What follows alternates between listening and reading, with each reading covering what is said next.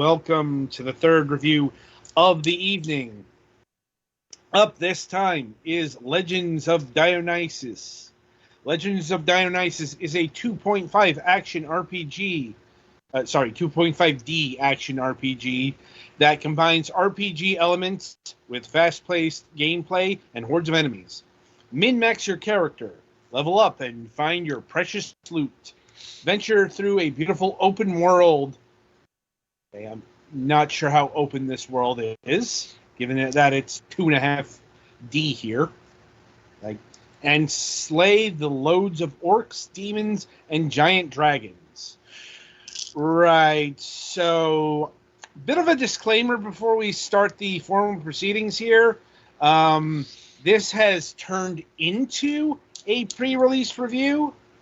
When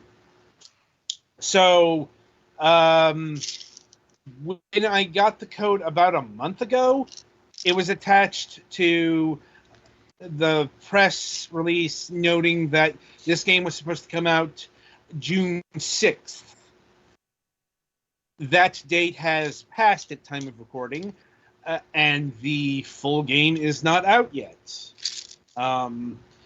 Nothing has been mentioned in terms of a press release or anything as to why the game has been delayed, when the game has been delayed to, if the game's even still coming out. More on that in a bit. Or even what the price is. And also nothing saying to not release any coverage. So by the time that this happened, this game had already been locked into the schedule. And I guess also to note is nothing has been said to stop any coverage to be released. Yep, no embargo. And even if there was, the embargo would have expired the day or on the day of the release. Yeah, but it's still, developers and publishers be like, hey, there's been a problem. Can you hold coverage for X amount of days, please? Yeah, that requires communication. Right. They did not communicate anything to us. So... honestly, that seems like about as much effort has been put into the rest of the game. So. Oh, yikes. I guess that's as good as transition as any, so have at it, Galax. So yeah, you get to create your character. The choices are, first off, there is a menu, but it doesn't have a whole lot of options. There doesn't seem to be a resizing option. You get to create your character. Your choices are, do you want to be a person or a lion person? Do you want to be male or female? Hair color for an RGB slider. That does not have intensity choices. Skin color from a thankfully not RGB slider. And then a bunch of adjustments that you can make to your face and a couple of other bits that don't really change much because I think all of the rest of your model is interchangeable. Why? So far as I can tell, so you start out with a sword and shield weapon, a basic pants, and a basic shirt, and the basic weapon. You do a tutorial thing where you're overpowered and you get to try out all the moves of the sword and shield. Not that you're so overpowered that it doesn't really make a difference whether you do it well or not. You dream that someone is in danger, and then you wake up and say, I need to go see about that person. I feel they're in danger. Then you are dumped onto a thing. You can go left or right to enter this thing. If you go left, you're exploring the left side of the island or whatever, and nothing happens for a few screens. If you go right, you go onto a road, and then you get to a town that has light and heavy armor vendors. The only difference is, so there are, as far as I can tell, 4 different models for your headgear, shoulders, torso, legs, and boots. And maybe gloves. These correspond to rarities. The items can also have levels, but the rarities basically increase slightly how much and particularly how many of your 4 stats of strength, stamina, agility, and intelligence. The things boost. So you have the heavy armor thing sells equipment of the paladin and of the warrior, and the light armor thing sells equipment of the archer and the mage. They're aesthetically identical, but paladin boosts stamina, warrior boosts strength, archer boosts agility, and mage boosts intellect most. And then higher rarity ones also boost other things, and higher level ones boost them by more.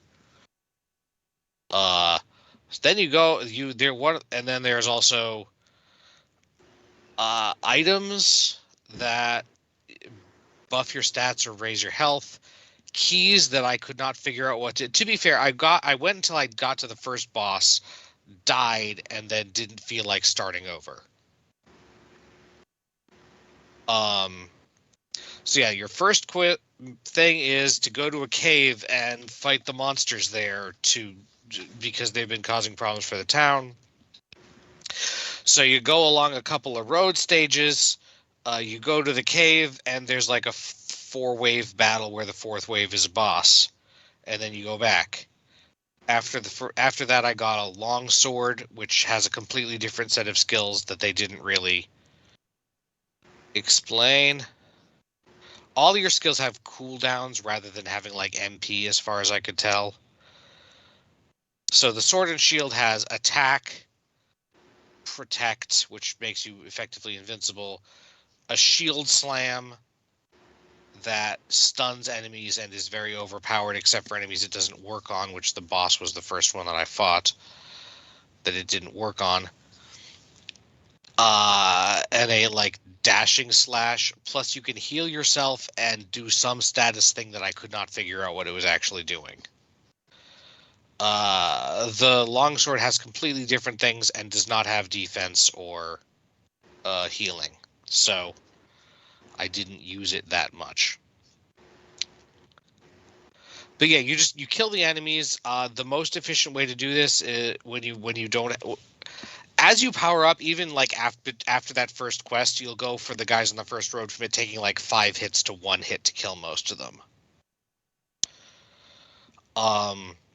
Because you're also picking up better gear that increases your stats at random drops. Likewise with money.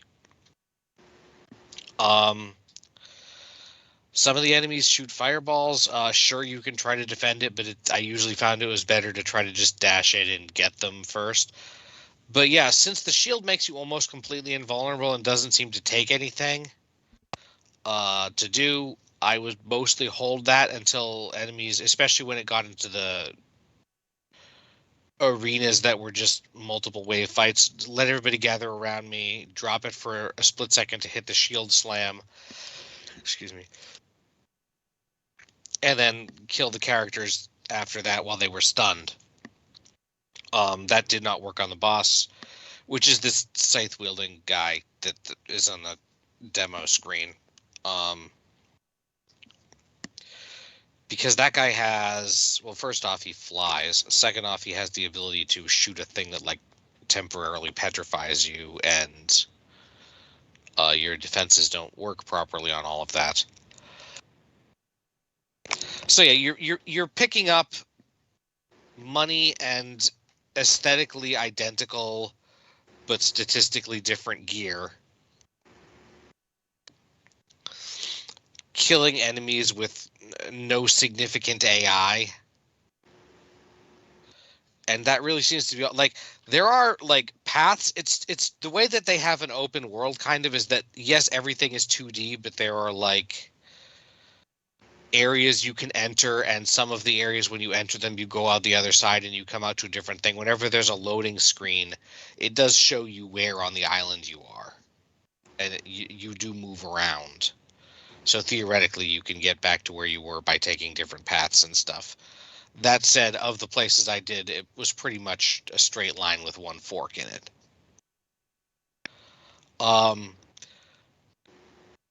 I do not like the controls of this. For the sword and shield, you're looking at face button south for attack, face button east for defend, face button west for interact / pick stuff up, face button north for inventory, face button south plus D-pad up for dash forward and attack, face button south and D-pad down for shield slam, face button east and D-pad one of the directions either up or down for heal, and the other one is the status effect that I could not tell what it does. You do get tooltips on the bottom of the screen which are turn-offable that tell you what those do, or at least give you an icon. So at least there's reminders, but I found it very unintuitive. And I did not see any options for remapping anything, so. Oh, also, you pick up a bunch of gear as you're out adventuring and you get back down and you want to sell the stuff just because it's cluttering up your inventory a little. The clothing vendors cannot buy anything from you because their inventories are full. I had to go to the potion vendor to sell stuff. That struck me as weird and can those and same slightly vendors annoying. resell what you've sold them, or is it like No, a it just sell disappears delete? after you're done talking to them. It goes into their inventory, but then next time you talk to them, it's gone. So basically there is a buyback, but if you don't buy it back, it's just deleted, basically. I never tried it because I always had I was only selling stuff. You can't sell stuff that you're wearing, so I was always trying to equip like the approximate best stuff. And there doesn't seem to be like the level of the gear gets higher as you go that you'll find. But you can get epic rarity. I got epic rarity gauntlets before the first cave. And yeah, the animations are just, they're not good. And I have no idea what Dionysos has to do with anything. Yeah, I was about to ask, is there like anything to Dionysos lore in this, or did they just use the name? I don't know. I was fighting orcs and skeletons and spellcaster persons that might have also been orcs. There was a dragon in the background, but I didn't get to the point where you fight it. The quote-unquote boss of the first cave thing they had you do is a big one-horned guy that I assumed was a Cyclops, but now that I'm realizing it, I didn't see their face. Or wasn't paying attention really to the face part because you're mostly seeing them from the back, or from the not from the front angle, I guess. After they charge past you, which was the standard enemy in the tutorial because of how overpowered you are for the tutorial. And then, like I said, the only other distinct enemy form I really fought. Oh, there were some like demon things too. Oh, they all abilities are just cooldown based. It looks like based on the trailer footage. Yes, everything seems to be cooldown based. The second bar under your health bar is the magic bar. It's your experience.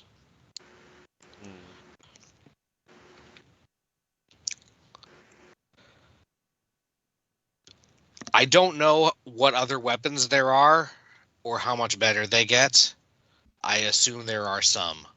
Are there any type of class restrictions or quote-unquote job restrictions to weapons, or do you just grab whatever you don't have a class. The equipment is just labeled with what is traditionally a class name based on what stats it benefits most.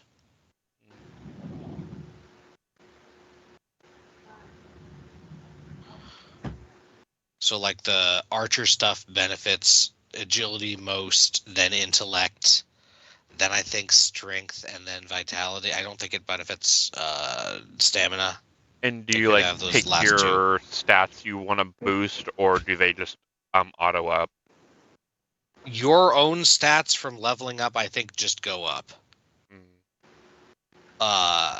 The equipment gives you bonuses to your different stats. So you basically, if you want to respec, you just put on different gear. You don't need to like go to town, talk to a dude As to far like as redo I your can tell, stats. yes. All right. Something Oh, to and there was one other weapon in the tutorial. Right at the end of the tutorial, they give you a flame staff that just shoots fire.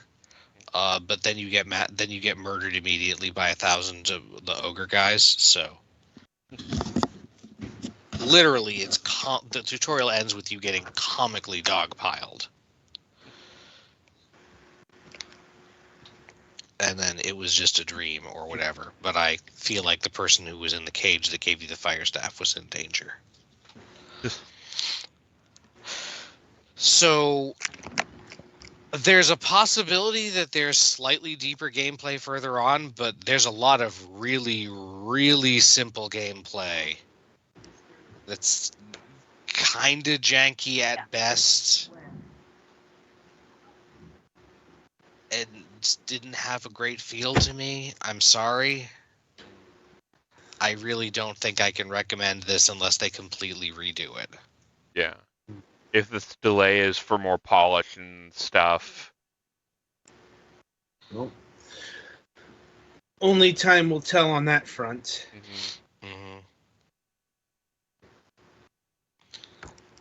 Anything else? No, I don't really, unless you guys have any questions, I don't really think I have anything else to say. I think I'm good.